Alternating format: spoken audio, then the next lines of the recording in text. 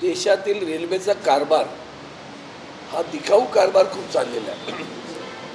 Railway minister म्हणजे reel minister झाले आहेत आता सध्या. रोज एक रील काढायचा, डान्सिंगसारखं काहीतरी बोलायचं. खरं तर मला तर ते ऐकल्यानं इतकं भयानक झालं आहे की ती जी मुलं मेली आहेत ना, ज्यांचा मृत्यू झाला आहे, तरुण मुलं आहेत बरं.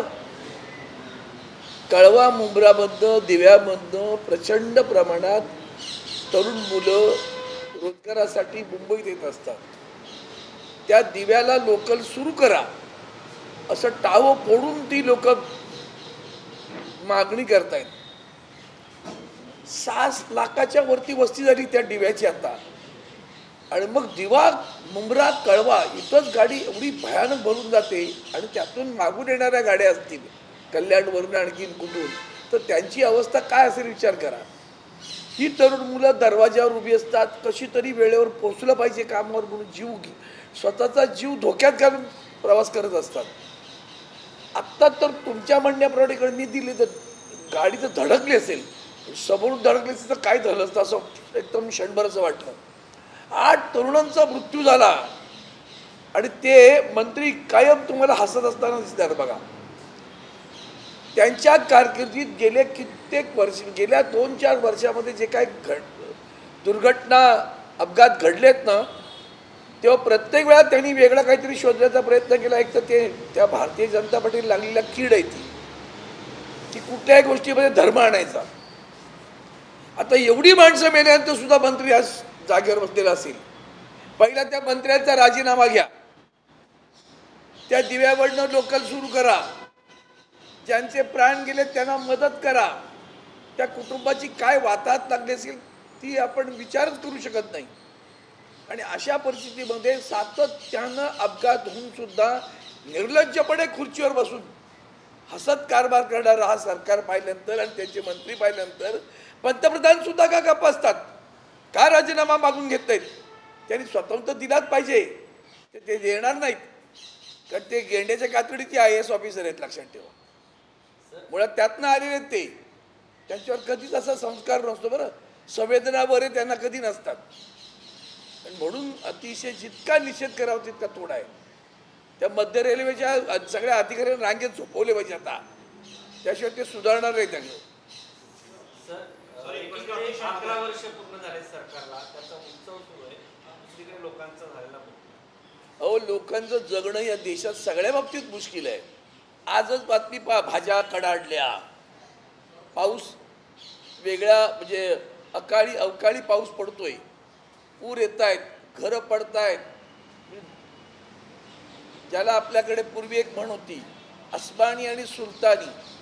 अस्मानी संकट तर सुरूच आहे वातावरणाच्या बदल्यामुळे, आणि सुलतानी कारभार सुरू आहे.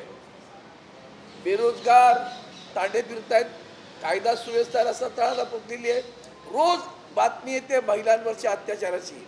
विदीर्ण होतं मन, माझा महाराष्ट्र कुठं चाललाय.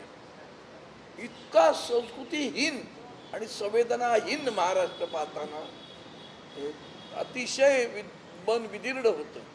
आणि मग म्हणून या सगळ्या कारभार कसले साजरे करता रे? खुर्च्या उभवण्याचे साजरे करता का तुम्ही? खुर्च्या उभवताय, लोकांना काही नाही मिळत आहे, सगळा दिखाऊपणा चालू आहे.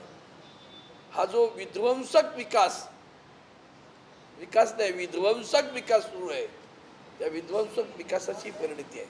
आज बातमी आली आहे, त्या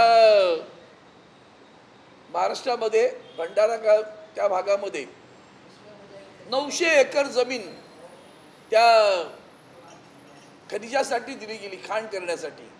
लाखो झाडं तोडली जाणार आहेत.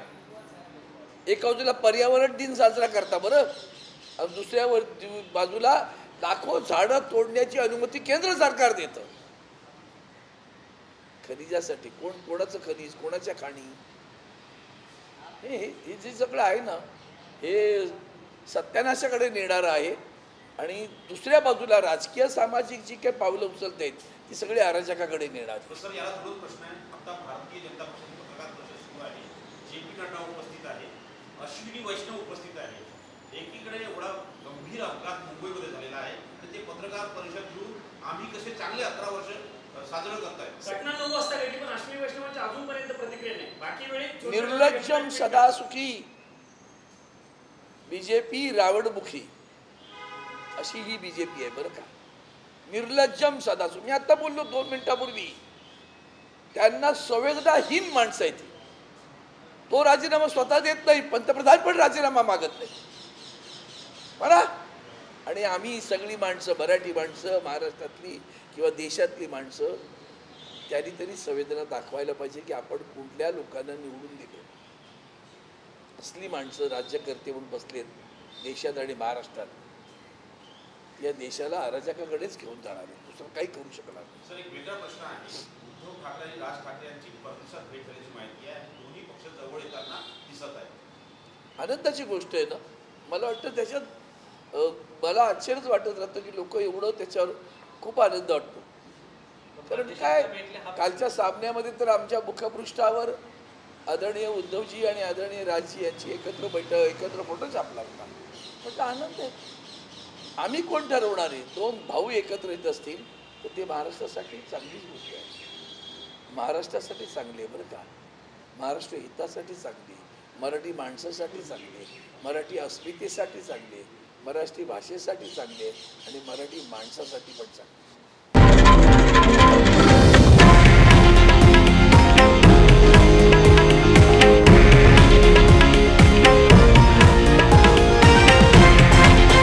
हे आहे देशातील नंबर 1 न्यूज नेटवर्क आणि आपण पाहत आहात TV9 मराठी, एकमेव.